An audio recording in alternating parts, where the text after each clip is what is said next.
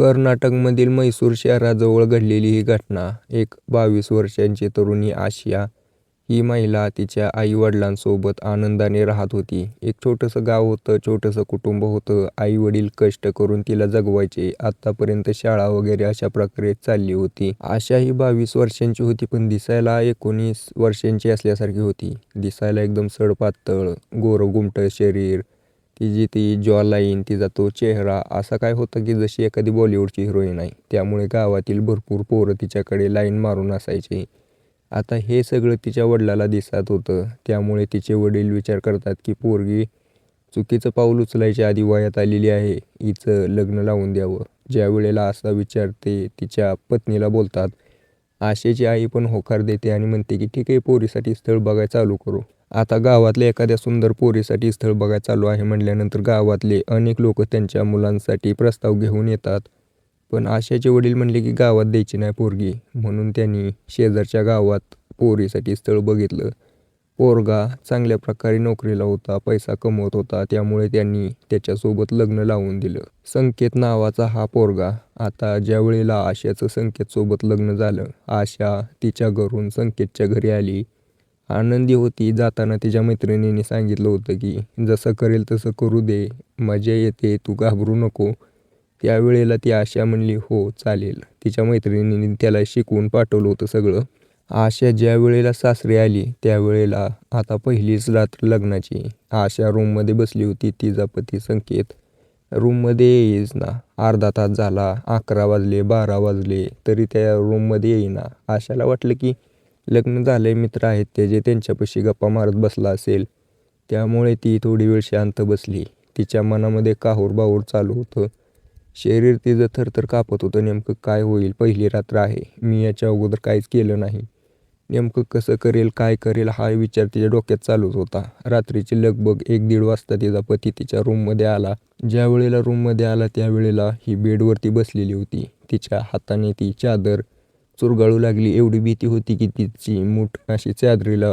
आशाचे पाय थरथर कापायला लागले. मनामध्ये कसली तरी भीती होती. तिचा पती आला, बसला तिथं. त्यावेळेला तो काय बोलेच ना. हिनेच त्याच्यासोबत बोलायला चालू केलं. ती म्हणली की मला सासूबाईंनी सांगितलं की हे दुधाचा ग्लास द्यायला. तो दुधाचा ग्लास पितो संकेत. त्यावेळेला चल म्हणतो झोप आता. आता या आशाच्या मनातली धाकधूक अजूनच वाढली. हिला वाटलं की आता हा माझ्यासोबत करतोच. पण तो लाईट बंद केली, पांघरून घेतलं आणि झोपी गेला. त्यावेळेला आशाला समजत नव्हती की नेमकं काय घडलं, कारण त्याने जे करायचं होतं ते केलंच नाही. पहिली रात्र होती. आशाने संकेतला डवचलं, उठवलं आणि म्हणली ते करणार नाहीत का तुम्ही? आज पहिली रात्र आहे लग्नाची, तुम्ही असंच झोपून गेला. संकेत म्हणला की मी थोडं थकलोय, आज नाही, झोप म्हणला.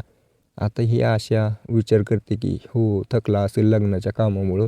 संकेतच्या कडेला ही आशा पण झोपून जाते. सकाळी उठल्यानंतर ती तिच्या रुटीनच्या कामाला लागते. सगळ्यांच्या नजरा तिच्याकडे असायच्या. नेमकी काय बघती, लाजती का, हसती का, पण हिच्या तोंडावरती काहीच रिॲक्शन नव्हती, कारण काय घडलंच नव्हतं. दुसऱ्या दिवशी तो संकेत आला. दुसऱ्या दिवशी पण असंच तो झोपी गेला. 2 दिवस झालं, 3 दिवस झालं, 4 दिवस झालं. आता या आशेच्या मनामध्ये थोडीफार शंकेची कुरबुर चालू झालेली होती. हिला वाटत होतं की हिच्या पतीने तिच्यासोबत करावं. 22 वर्षांची जवान पोरगी होती. तिच्याही शरीराच्या काही गरजा होत्या. तिलाही वाटत होतं करावं. पोरी ही आजकाल एवढे ॲडव्हान्स झालेले आहेत ना की यांनाही आता लवकर पाहिजे असतं संबंध. त्यांना कसलाच दम निघत नाही. एक दिवशी आशा तिच्या पतीला विचारतेच. म्हणते की तू का करत नाही माझ्यासोबत? माझ्यात काय चूक आहे का? का तुझं कुठं बाहेर गर्लफ्रेंड आहे तू? का तू आशाचा पती संकेत तिला म्हणतो की असं काही नाही, तू आपलं झोपून जा. ती म्हणते आज झोपणार नाही मी, माझ्यासोबत तुला करावंच लागेल. मला तू बायको बनवून आणलंय. माझी ही काही इच्छा आहे ती तुला पूर्ण करावंच लागेल. आता त्याच्यासोबत ही जोर जबरदस्ती करायला लागते. त्यावेळेला संकेत काही करू शकत नव्हता. राडा होईल म्हणून तिच्यासोबत ते करायला लागतो. तिची साडी काढतो, तिला थोडं हातपाय चोळतो. त्यावेळेला ही आशा उत्तेजित झाली. उत्तेजित झाल्यानंतर याने ते करायचं होतं ते करायला चालू केलं. पण एक अर्ध्या 15-20 सेकंदात, पण अर्ध्या 1 मिनिटामध्ये तो डिस्चार्ज झाला. आता ज्या वेळेला डिस्चार्ज झाला त्यावेळेला आशाला समजलं नाही की असं काय झालं. पण तिला वाटलं की जाऊ द्या, याने पण पहिल्यांदा केले त्यामुळे झालं असेल. पण तिने दुसऱ्या दिवशी असंच बघितलं, तिसऱ्या दिवशी असंच, चौथ्या दिवशी असंच. आता ही निराश राहायला लागली होती. तिला समजलं होतं की प्रॉब्लेम काय आहे. नेमका प्रॉब्लेम हा होता की याने याच्या शरीराला लहानपणी हस्तमैथून करून एवढं खराब केलं होतं की आज त्याचा परिणाम त्याला दिसत होता. आता आशाच्या लग्नाला 15 दिवस झाले होते. तिच्या गावामध्ये एक नवीन परंपरा होती की पोरगी 15 दिवस झाल्यानंतर 15 दिवस गावाकडे आणायची. अशा प्रकारे तिचे आई-वडील आले तिला घ्यायला. त्यांच्यासोबत गेली. आशा ज्यावेळेला घरी गेली त्यावेळेला शांत शांत राहायची. तिच्या मैत्रिणींनी विचारलं की नेमकं काय घडलं सांग ना आम्हाला, किती मजा केली. ती रंगवून सांगायला लागली. काही नव्हतं झालं तरी भारी मनाने सांगायला चालू केलं. जे की घडलंच नव्हतं ते तिनं सांगितलं मैत्रिणींना. घरी गेली. घरी गेल्यानंतर आईने तिच्या चेहऱ्यावरची निराशा बघितली. ती 1-2 दिवस शांत बसली. पण नंतर विचारलंच नेमकं काय झालं सांग. तू तिकडून आल्यापासून अशीच आहे. नेमकं काय घडलं हे जरी सांगितलं तर मी त्याच्यावरती काही उपाय करू शकेल. आशा तिच्या आईला सांगून देते की असं असं घडलंय आणि हा व्यक्ती काहीच करू शकत नाही. करायला लागला तरी अर्ध्या 1 मिनिटातच संपत आहे. त्यावेळेला आई म्हणली की हे तर आपल्यासोबत चुकीचं घडलं. या नामर्द पोरासोबत तुझं लग्न झालं. तू आता जाऊ नको माघारी. तुझं बघू काहीतरी दुसरीकडे. असं तिची आई म्हटल्यानंतर आशा होकार देते, शांत बसते. काही दिवस झाले, 15 दिवस झाले, महिना झाले. आशा सासरी आली नसल्यामुळे आशाचा पती त्याला घ्यायला आला.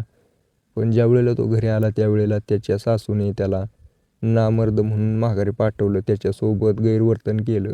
तो रागाने निघून गेला तिकडून. त्याने आता ठरवलं होतं की हिला घेऊन जाणार नाही कधीच. इकडे आशाचे आई-वडील विचार करत होते की हिचं दुसरं लग्न लावून. आशाच्याच गावामध्ये एक व्यक्ती होता ज्याची पत्नी डिलिव्हरी होताना वारलेली होती. एकटा राहिला होता. त्याला मूल-बाळ काहीच नव्हतं. दुसरीकडे आशाचं पण लग्न करायचं होतं. आता या व्यक्तीकडे असं काही संपत्ती वगैरे नव्हती बरं का. पण आशाला काही त्याची आता गरज नव्हती. संपत्तीवाला पोरगा बघितला होता. पण तो कसा निघाला त्याला माहिती होतं. त्यामुळे ती होकार देते. दोघांचं लग्न लावून देतात. जे पाहिजे होतं आशाला ते मिळालं. तो तिच्यासमोर चांगल्या प्रकारे करायचा. पण त्याला मजुरी करून, काम करून, कष्ट करून जगावं लागायचं. ज्या ठिकाणी कामाला जाईल त्या ठिकाणी या आशाला पण घेऊन जावं लागायचं. बाहेरच्या ठिकाणी कामाला जायचा हा. आता आशाचा दुसरा पती मुंबईमध्ये कामाला आलेला होता. त्यावेळेला तो मुंबईमध्ये कामाला आला. त्या ठिकाणी काम करू लागला. वर्ष गेलं, 6 महिने गेलं. या आशाला 1-2 लेकरं झाली. 7-8 वर्ष झाली होती लग्नाला. आता याच दरम्यान आशाचा जो दुसरा पती आहे तो ज्या ठिकाणी काम करायचा त्या ठिकाणचा सुपरवायझर त्याच्यासोबत चांगली याची दोस्ती होती. कारण सुपरवायझरसोबत दोस्ती असेल तर काम कमी करावं लागतं. त्याच विचाराने याने दोस्ती केली होती. या सुपरवायझरला तो घरी घेऊन यायचा. रामपाल नावाचा हा सुपरवायझर ज्यावेळेला घरी यायचा त्यावेळेला तो आशाच्या हातचं बनवलेलं जेवण खायचा. त्यांच्या दोघांमध्ये चांगली आता मैत्री झाली होती. अशा प्रकारे यांचं आयुष्य तर चांगलं चालू होतं. पण अचानकच काय झालं काय माहीत नाही. आशाचा पती अचानक मरून पडला. रात्री झोपलेला सकाळी उठल्यानंतर जागेवर बेडवरती पडलेला होता. आशा सकाळी उठून ओरडत कॉलनीमध्ये ओरडत आली. त्यावेळेला आसपासचे शेजारी जमा झाले. आशाने तिच्या सासू-सासऱ्यांना कॉल करून सांगितलं असं असं घडलंय. आता तिचे सासरे-सासू त्या ठिकाणी आले मुंबईमध्ये.